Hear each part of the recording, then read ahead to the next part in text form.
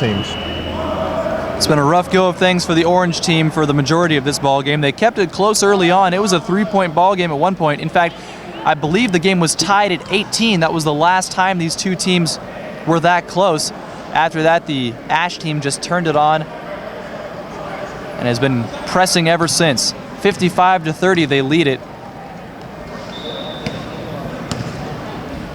They've outscored the orange team 21-6 in this second half. Good pass inside to Foster, easy shot, no trouble at all. Suazo able to loop that one in there. Make that 23-6 in the second half. Way too easy that time, but a beautiful pass from Diego Suazo.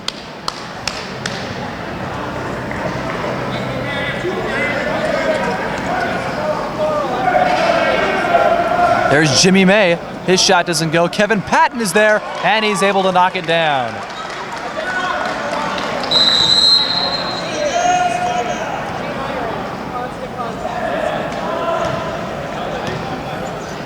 Looks like a timeout called on the floor. 57-32, the Ash team leads it. And Ash had made that timeout call, so I'm going to assume at this point of the game they're looking to get some substitutions. Maybe we'll see Booker get that rest. It's so well deserved. We haven't seen Timothy Ramos play very much this half, if at all. And I know that we haven't seen Stephen Malone since the first half. So we'll see what happens here.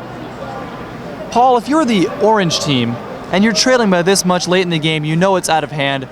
What do you have to do as far as your mindset to try to not get too discouraged knowing that you're probably going to have another game after this? Hopefully they'll be able to look at a few things that have been going well for them. The entry passes that they were getting to burnt, as a positive. So over the last 2 minutes, 55 seconds, maybe try to reinforce that success with a couple more entry passes. And then maybe try to get a look for Jimmy May again, too. He had such a hot hand in the first half. So you'd like to see those positives reinforced in these last 3 minutes so that they feel upbeat going into the next game. Jimmy May had 10 points in the first half. And you did make the correct call on the substitution there. Timothy Ramos back into the game for the Ash team.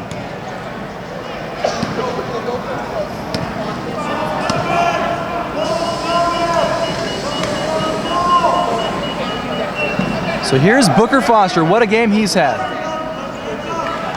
Coleman tried to pass it down low. Foster eventually corrals that one.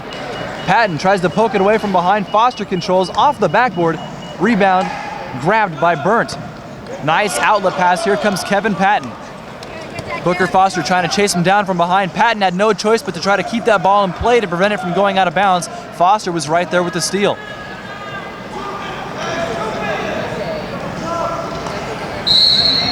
Foster puts it up and in, and the foul.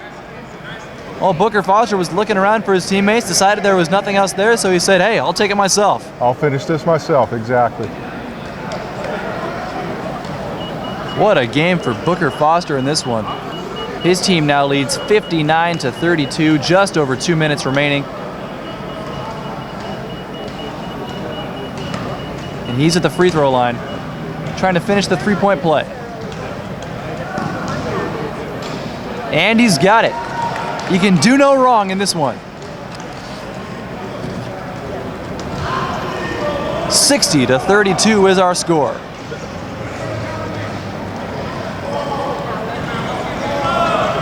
Here comes Jimmy May. He's been quiet since the first half, only taken a handful of shots here in the second half. Burnt dishes over to Peter Moore, loses it out of bounds. Tough break for the orange team, and that's been the story of this second half. Indeed it has. Again, they had the opportunity in the paint there, and it was a turnover that bit them.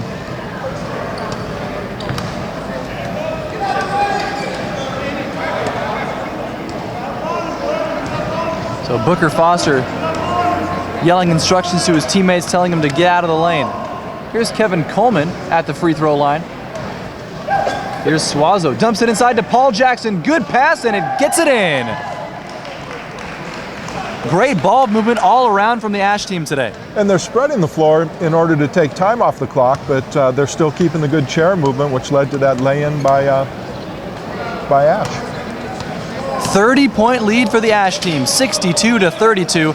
Minute 15 remaining in this one. This was at one point a close game, I kid you not, folks. Shot is up and in from Jimmy May, his first points since the first half. He now has 12 on the game. Well, as we were talking about, that might be something that Orange is able to take into the next game. So we're now under a minute remaining. The Ash team leads 62-34. Foster gets it over to Jackson, wide open underneath, and you know that one's going in. Paul Jackson from Great Britain able to get that shot to go in. And I'm thinking that unofficial triple-double, we probably just saw with that assist from Booker. You have to believe so, but again, the official stat keepers, they only keep points, so we may not know whether or not he actually gets that triple-double. Hopefully somebody out there is keeping track of this, because I'm sure that Booker Foster would love to know that he got a triple-double in a dominating performance like this. Under 30 seconds remaining, it's a 30-point lead for Ash team, looking to make it 32, and of course they do. Easy shot from Diego Suazo. Little icing on the cake there.